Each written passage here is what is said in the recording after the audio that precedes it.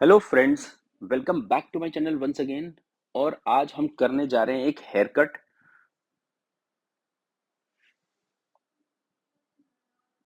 जो कि होने वाला है एक लेयर्स में हेयर कट। इन जो मेरे क्लाइंट हैं इनकी डिमांड है कि इनको एक फ्लिक चाहिए फ्रंट में और पीछे चाहिए इनको काफी सारे लेयर्स जिनके इनके जो थिन हेयर हैं वो थोड़े थिक दिख सके। तो जो ये क्लाइंट है ये ट्रैवल करने वाले हैं अमेरिका के लिए एक दो दिन के अंदर। तो आज ये हेयर कट के लिए हैं लास्ट डे पर। तो चलिए इनका हेयर कट स्टार्ट करते हैं। सबसे पहले दो फ्रंट के सेक्शन मैंने आगे के सेपरेट करके आगे रख लिए हैं। उसके बाद मैंने पीछे बैक तक सेंटर लाइन सेंटर पार्ट करके अब उसमें दोनों साइड एक हॉरिजॉन्टल सेक्शन निकाल लिया है। और अब उसमें मैं बना रहा हूँ अपनी बेस लाइन। बेस लाइन का मतलब होता है जो हमारा मैक्सिमम लेंथ है वो, यही हमारी गाइडलाइन होती है। और अब मैं करने जा रहा हूँ इसमें ये लेयर्स हो रहे हैं जिसमें क्या कर रहे हैं कि हम बहुत बालों को एलिवेट कर तो रहे हैं 90 डिग्री पर जो कटिंग का जो हेयर है वो बहुत मिनिमम बालों को मैं काट रहा हूँ। मिनिमम बालों को काटने से मैं अचीव कर पाता हूँ उसके अंदर थिकनेस और मूवमेंट एक साथ। अगर मैं उसको ब्लंट छोड़ देता हूँ तो उसके अंदर मैं मूवमेंट नहीं अचीव कर पाता हूँ और उसके अंदर मैं सिर्फ कर पाता हूँ थिकनेस अचीव। तो इस चीज का डिफरेंस आप समझ लिए, किस हेयर कट में आपने ब्लंट छोड़ना है और किस हेयर कट में आपने उसके अंदर लेयर्स डालने हैं, ये आपको अंडरस्टैंड करना पड़ेगा। उसके लिए आप मेरे वीडियो को कंप्लीट देखिए ताकि आपको ये क्लियर हो जाए कौन से सेक्शन में कितने लेयर्स डालने होते हैं। उसके बाद अगेन मैंने 2 इंचेस का एक हॉरिजॉन्टल सेक्शन निकाला है, जिसको सेमी सर्कल सेक्शन भी कहते हैं। और उसके बाद अब मैंने लेयर्स करना शुरू करा है नीचे वाले सेक्शन से गाइडलाइन लेके पहले सेक्शन में। उसके बाद तो मेरे को दो गाइडलाइन मिल गई। काटने का फॉर्मूला मैंने सेम रखा है जैसे आपको मैंने बताया कि सबसे पहले आपने जिस सेक्शन को काटा है उसमें से आधे बाल लेंगे, आप नए बालों की तरफ ले जाएंगे और उसमें नए बाल आधे ऐड करेंगे और उसको जब एलिवेट करेंगे, जब अपना एंगल अचीव होगा, जैसे कि इस टाइम में एंगल ले रहा हूँ 90 डिग्री। अब मैं 90 डिग्री अचीव करता हूँ और उसको कट कर देता हूँ। तो ये बहुत सिंपल है पर आप ये फॉलो करना मस्ट है एवरी टाइम। आप ये एक बार भी नहीं कह सकते कि मैंने इस सेक्शन में फॉलो नहीं करना है फिर भी आपका हेयर कट अच्छा होगा। आप ऐसा खो सकते हैं अपने हेयर कट के अंदर कि आपको पता नहीं चलेगा आप कौन से बाल कहाँ कहाँ काटते जा रहे हैं। जब कोई भी हेयर ड्रेसिंग सीखता है स्टार्टिंग में तो उसके साथ ये चीजें हो जाती है, उसकी गाइडलाइन मिस हो जाती है। कई बार उसकी गाइडलाइन मिस होगी, फिर वो गाइडलाइन ढूंढेगा, फिर दोबारा शुरू करेगा। तो इस चीज को आपने पहले दिन से ख्याल रखना है। देखिए मैं चाहता हूँ जैसी हेयर ड्रेसिंग मुझे आती है मैं आप सबको वैसा सिखा पाऊँ। अगर आप मेरा साथ देते हैं तो मैं आपको जल्दी सिखा पाऊंगा। इसलिए प्लीज मेरे वीडियोस को लाइक करें, कमेंट करें और रिकमेंड करें और सब्सक्राइब करें ताकि मैं आपको सिखाने के लिए पूरा एक्साइटेड रहूं हमेशा। तो एंगल्स को आपने देखना है और इसके बाद हम करेंगे कलर के ऊपर क्लासेस कि हमने कलर में कैसे किस तरह से हम कलर में, और कोई अगर आपके पास केस होता है या कोई आपको कोई क्वेरी होती है तो आप मेरे को वो कमेंट कर सकते हैं, तो मैं आपको उसको करने का पूरा एग्जैक्ट तरीका बता दूंगा कि किससे करा जाता है वो हेयर कट। देखिए हमने बैक को सेपरेट काटा है और फ्रंट को अब हम सेपरेट काट रहे हैं। फ्रंट को सेपरेट काटने का मतलब ये है कि मैंने बैक को तो पीछे से काट लिया सेपरेट। अगर फ्रंट को किस तरह से सेपरेट काटो, मैंने फ्रंट में सेक्शन लिया है वी। वी सेक्शन का मतलब होता है इसमें हम फ्लिक को क्रिएट करने वाले हैं। ये देखिए, तो सबसे पहले आपने जो मैक्सिमम लेंथ के बाल रखने हैं आपने उस लेंथ पे लाके इसको काट लेना है। ये देखिए सबसे पहले फ्रंट के मैक्सिमम लेंथ पे जो बाल रखने हैं आपने उस लेंथ पे काटा। फिर आपने क्या करना है, इसके बीच में से आपने एक सेक्शन लेना है। ये देखिए ये मैंने बीच का सेक्शन लिया है, इसके अंदर आपने क्रिएट करना है एक वी शेप। वी शेप का मतलब समझिए कि लेफ्ट टू राइट और राइट टू लेफ्ट। ये आपने सेंटर की तरफ जाके काटा। ये देखिए तिरछा सीजर चल रहा है, वी बना रहा हूं इसके बीच में मैं। आप थोड़ा जूम करके अगर देखेंगे तो आपको एकदम एग्जैक्ट नजर आ जाएगा कि वी कैसे बन रहा है। तो इस वी को आपने ध्यान में रखते हुए काटना। ये देखिए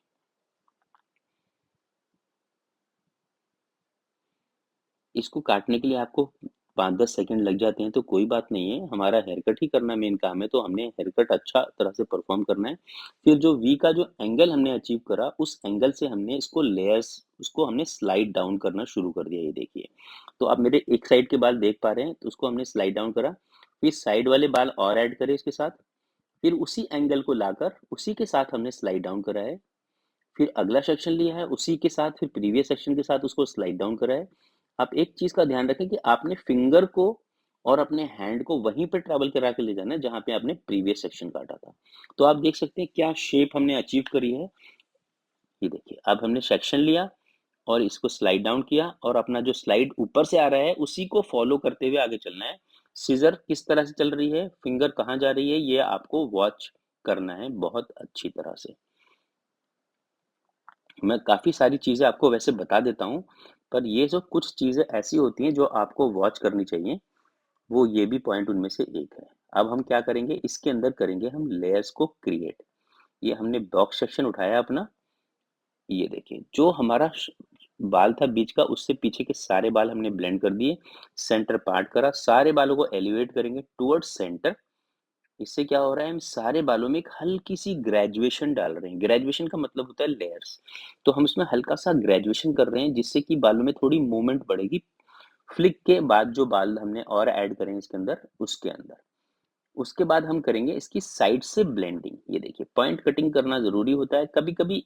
इससे क्या होता है, हम अचीव कर पाते हैं थोड़ा सा टेक्सचर। अब हमने बैक और फ्रंट के दोनों बालों को एक साथ लिया, साइड में कोम करा और जो हमारा एंगल ऊपर से नीचे आ रहा था उसी एंगल में लाके इसको हमने ब्लेंड कर देना है। सेम शेप आएगी पूरी आगे से स्लांटेड बोथ साइड।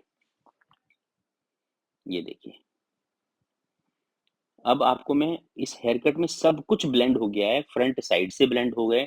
पर इसमें सबसे इंपॉर्टेंट ब्लेंडिंग क्या रहती है, इसमें अभी टॉप के बाल, बैक टॉप और फ्रंट टॉप दोनों टॉप आपस में ब्लेंड नहीं है। उसके लिए उसको भी ब्लेंड करना जरूरी है। आप किसी चीज को भी अनअटेंडेड नहीं छोड़ सकते। तो ये सेक्शन मैंने फ्रंट से लिया और ये मैं पिछले सेक्शन को इसमें ऐड किया। अब दोनों को एलिवेट करूंगा मैक्सिमम लेयर्स के हिसाब से, मतलब 90 डिग्री। और जो बाल लंबा और जो बाल छोटा होगा उस बीच के अंदर दोनों साइड का एक एक गाइडलाइन लेंगे और बीच के जितने बाल है सबको हम रिमूव कर देंगे। इस तरह से रिमूव हो गया। तो अब ये हमारा तो हेयर कट हुआ है, ये फाइनल कंप्लीट हेयर कट हुआ है। इसमें हर बाल दूसरे बाल से ब्लेंडेड है। तो इसी चीज का आपको बेस्ट ख्याल रखते हुए आपको हेयर कट करना होता है। अभी ब्लो ड्राई जो होने जा रहा है, इनका हम कर्ल्स में ब्लो ड्राई कर रहे हैं, छोटे ब्रशेस यूज करेंगे बिकॉज इनको ब्लो ड्राई चलाना है बहुत देर तक। तो ये चाहते तो वैसे वॉल्यूम थे, पर हमने रिकमेंड किया कि आप थोड़े कर्ल्स ले लिए क्योंकि ये खुलते खुलते वॉल्यूम में बदल जाएंगे। शाम तक सुबह तक हो सकता है वॉल्यूम में बदल जाए, क्योंकि ये मेरा जो शहर है वो चंडीगढ़ है, तो यहाँ भी बरसातें चल रही हैं तो ह्यूमिडिटी भी बहुत ज़्यादा है। ह्यूमिडिटी ज़्यादा होने से आपको पता है बाल जल्दी फ्रीजी हो जाता है।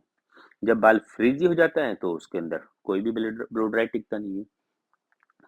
तो ब्लो ड्राई कैसे हो रहा है, कैसे ब्रशेस चल रहा है, इसको आपको खुद नोट करना पड़ेगा। पहले हमने एक सेक्शन को स्ट्रेट ब्लो ड्राई किया, फिर दूसरे सेक्शन को स्ट्रेट ब्लो ड्राई किया, तो इस तरह से फिर उसके बाद हमने दोनों सेक्शन को एक साथ रख के स्ट्रेट ब्लो ड्राई कर रहे हैं बालों पर रोल करते हुए।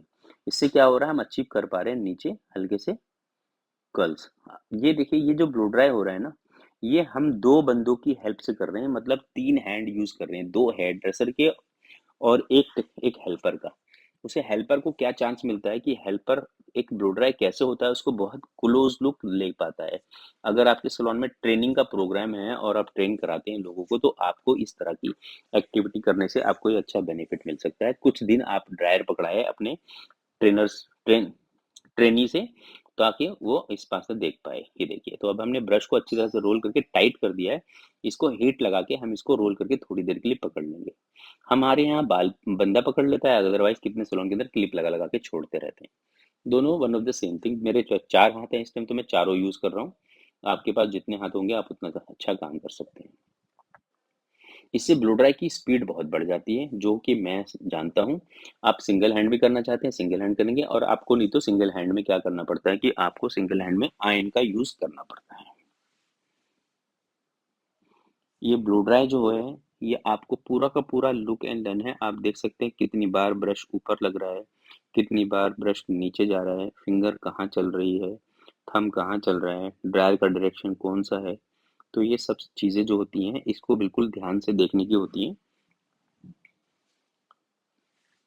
और कैसा लगा आपको हेयर कट, ये भी आप मेरे को कमेंट करके बता सकते हैं। मैं कलर्स के लिए शुरू करना चाहता हूँ, तो अगर आप लोग चाहते हैं कि हम कलर्स को कुछ स्टार्ट करें, तो आप कलर कमेंट करके यस कलर्स लिख के मुझे सेंड कर सकते हैं, ताकि मुझे ऐसा लगे कि हाँ आप लोग मुझसे सीखने में थोड़े इंटरेस्टेड हैं। तो फिर मैं आपको कलर्स के बेसिक बताना शुरू करूँगा। ताकि हम कलरिंग के अंदर भी थोड़ी और किस तरह से हम क्लाइंट के साथ काउंसलिंग करते हैं, सजेशन देते हैं और क्या डिसाइड करते हैं, क्या देखते हैं उनके बालों में, क्या उनको समझाते हैं, ये सारी चीज़ों पे हम डिस्कस करेंगे और हम अपने काम पे आगे बढ़ेंगे। मेरा तो एक ही वो है कि मैं एक ही चीज़ चाहता हूँ कि हम सब इकट्ठे ग्रो कर जाएँ।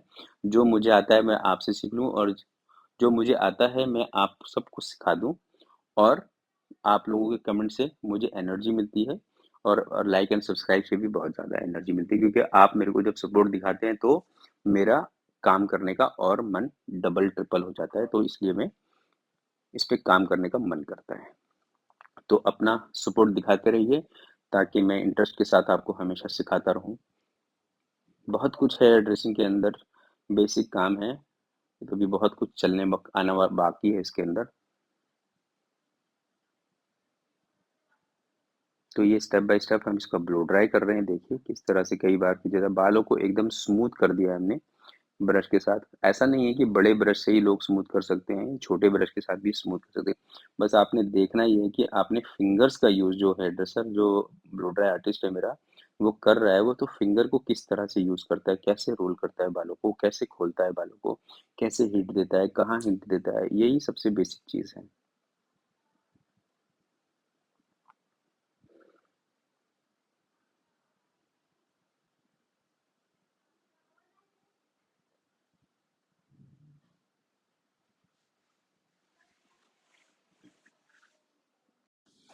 ब्लो ड्राइंग का प्रोसेस थोड़ा धीरे होता है क्योंकि ब्लो ड्राई करने में टाइम लगता है, सेक्शन बाय सेक्शन करना पड़ता है। कटिंग का प्रोसेस भी धीरे होता है, जिसको कटिंग की प्रैक्टिस कम है वो आराम से काटता है, तसल्ली से रिलैक्स होकर।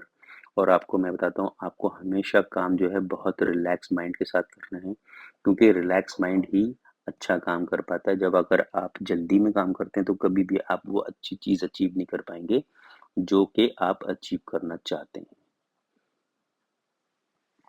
ये साइड के बाल हैं। इस वाले किसी का कमेंट था मुझे कि ब्लू ड्राई का वीडियो दिखाएं, तो ये इस बारी मैंने पूरा ब्लू ड्राई का वीडियो डाल दिया है अपने चैनल पर, तो उनको भी मिल जाएगा, तो उनकी क्वेरी ये पूरी हो जाएगी।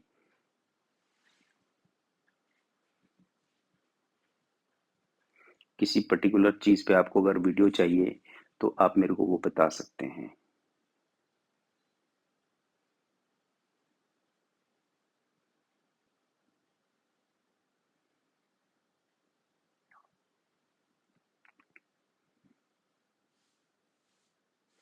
चल रहा है वीडियो हमारा, धीरे धीरे बन रही है बात, धीरे धीरे।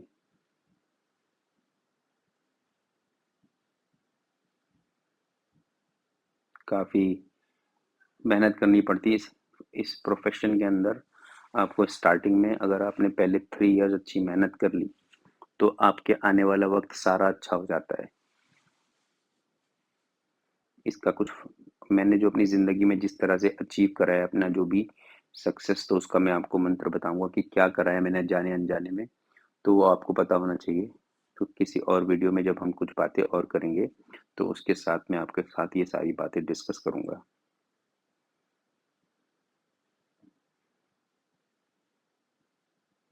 और आप लोग मुझे कमेंट करके बता सकते हैं कि आप लोगों को कितने साल हो गए इस प्रोफेशन के अंदर और क्या-क्या चीज़ें आपने क्या-क्या कितने साल हो गए प्रोफेशन के अंदर, ताकि मुझे ये पता चले कि कौन से मेरे जो व्यूवर्स हैं वो हेयर ड्रेसर्स हैं कि फ्रेशर हैं कि एक्सपीरियंस्ड हैं, इससे मुझे खुशी मिलेगी।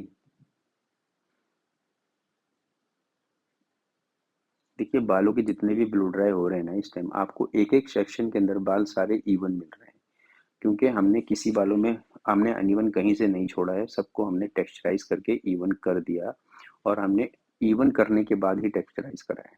तो ये आपको जो हेयर कट है ना आपका हमेशा इवन होना चाहिए। बहुत सारे हेयर ड्रेसर्स मैंने देखे हैं ऐसे कि जो हेयर कट करते हैं कहीं से पकड़ते हैं और कहीं भी काट देते हैं। तो ऐसे जो मैं कह सकता हूँ कि ऐसे हेयर ड्रेसिंग, देखो हेयर ड्रेसर तो सब कुछ कॉन्फिडेंस के साथ करेगा तो चलेगा, पर मैं आपको बताता हूँ कि ऐसे हेयर कट की ना लास्टिंग बहुत अच्छी नहीं होती। फिर ऐसे हेयर कट को क्रिटिसाइज बहुत करते हैं दूसरे हेयर ड्रेसर्स। आपको अपनी ज़िंदगी में एक चीज़ समझनी चाहिए कि आपको किसी का काम के ना क्रिटिसाइज नहीं करना। देखो आप करो या मैं करूँ या कोई भी करे, वो हमेशा जो भी काम करता है वो हमेशा अच्छा करने के लिए ही काम करता है। कभी कोई कोई हेयर ड्रेसर ये नहीं सोचता कि मैं सबसे अच्छा करूँगा और मेरे अलावा कोई अच्छा नहीं करेगा। इसलिए आपको चाहिए कि आप किसी के काम को क्रिटिसाइज़ नहीं करें। धीरे-धीरे वक़्त ऐसा आएगा कि आपके काम को भी कोई क्रिटिसाइज़ नहीं करेगा और आपका काम एकदम A1 क्वालिटी का हो जाएगा, जिसको लोग देखकर एप्रिशिएट करेंगे, पूछेंगे कि कहाँ से बाल कटाए, किसने काटे, किसी पर्टिकुलर बंदे ने काटे, तो वो बंदा बहुत आपका नाम बताने में बहुत प्राउड फ़ील करेगा। क्योंकि आपका जो नेचर बन जाएगा तब तक वो बहुत ही इम्प्रेसिव बन चुका होगा। तो उस चीज़ को अचीव करने के लिए आपको आज से ही किसी के भी काम को क्रिटिसाइज़ करना बंद करना पड़ेगा और सिर्फ़ सिर्फ़ अपने काम पे फ़ोकस करना पड़ेगा। इस काम के अंदर जितना आप कंपटीशन में रहेंगे, उतनी पीछे रह जाएँगे, जितना आप क्रिएटिव में रहेंगे, उतना आप आगे हो जाएँगे। तो आपको क्रिएटिव होना है, ना कि कम्पीट करना है किसी को। आपकी अलग दुनिया है, उनकी अलग दुनिया है। आपने अपनी दुनिया में क्रिएट करना है, आपके पास जो क्लाइंट बैठा है, वो आपका अपना है। उसके पास जो क्लाइंट बैठा है, वो उसका अपना है। वो चाहे आप जो मर्ज़ी कर लो, वो आपका क्लाइंट बनेगा नहीं, जब तक आप उसपे सोचते रहोगे ऐसा। जब आप क्रिएटिव हो जाओगे तब वो क्लाइंट आपका बन सकता है, जो किसी और के पास भी बैठा है। क्योंकि देखो जब आप कोई नई सैलून खोलते हैं, तो आपके पास जो क्लाइंट आते हैं वो हमेशा किसी और सैलून के क्लाइंट होते हैं, पर आपके सैलून में एक बार ही आते हैं, आपका काम पसंद आता है, आप क्रिएटिव होते हो तो पसंद आता है, कम्पीट करते हो किसी को तो आप क्या करते हो, उसकी बुराई करते हो, उसकी भलाई करते हो, उसके बारे में कुछ बताते हो, अच्छा नहीं कटा बाल आपका, ये सारी बातें करते हो, जिससे क्या है नेगेटिविटी आप अपनी ज़िंदगी में लाते हो। तो आप जब क्रिटिसाइज़ किसी को करो तो लोग आपको क्रिटिसाइज़ ही करेंगे। जब आप किसी को एप्रिशिएट करोगे तो लोग आपको एप्रिशिएट करेंगे। तो ये हमारा ब्लो ड्राई एंड का देखिए कैसे बन चुके हैं कर्ल्स सारे बालों में। अब सारे कर्ल्स को हम खोल रहे हैं। क्यों? क्योंकि हमने कर्ल्स नीचे इकट्ठे करने, ये देखिए बिल्कुल एक-एक जैसे हमने लोग इसको वैसे बनाते हैं आयन से, हमने ब्रशेज़ के साथ बना दिए। ब्रशेज़ के साथ बनाने से आपको 2 बेनिफिट हैं। एक तो कर्ल्स बनते हैं ब्रशेज़ के साथ अच्छे, दूसरी चीज़ और इससे बाल ज़्यादा डैमेज नहीं होते हैं, आयन से बाल ज़्यादा डैमेज होते हैं। जो जो लोग अगर वीडियो देख रहे हैं मेरी, जो हेयर ड्रेसर नहीं है और अगर वो वीडियो लोग देख रहे हैं और अपना ब्लो ड्राई कराते हैं रेगुलर, तो आप ये भी कह सकते हैं हेयर ड्रेसर्स को कि मेरे को अपने बालों का ब्लो ड्राई ब्रश से कराना है। ठीक है? तो इसका एक फ़ोटोग्राफ भी क्लिक करके रख सकते हैं आप लोग अपने पास, इस फ़ोटो का, कि ब्रश से देखो कितने अच्छे कर्ल्स बने हुए हैं और इसकी लास्टिंग बहुत है। ऐसा नहीं है कि इसकी लास्टिंग नहीं होगी, लास्टिंग भी बहुत रहेगी, वॉल्यूम भी बहुत अच्छा आएगा, सब कुछ है। पर आज जो हमारे क्लाइंट हैं, इन्होंने बालों को कर्ल्स ऐसे बनवा के एज़ इट इज़ चले गए। ये क्या करेंगे, हमने इनको बता दिया कि आपने हाथों को गर्दन के नीचे से डालना है अपने और हाथों को रन कर देना है बाहर की तरफ, तो आपके सारे कर्ल्स खुल जाएँगे और वो नेचुरल लुक में नज़र आएँगे। तो ये चीज़ हम इस पे पा पाएँगे और ये जब ये खुलेंगे ना, ये तो बहुत फुल्लर लुक देंगे बालों को। You will be amazed definitely कि इतने हल्के बाल इतने फुल्लर लुक कैसे आ गए। ये देखिए। तो ये मेरा हेयर कट अब ऑलमोस्ट कंप्लीट हो गया, ब्लो ड्राई कंप्लीट हो गया। मिलूँगा फिर आपको नेक्स्ट वीडियो में। Till then take good care of yourself and thank you for watching.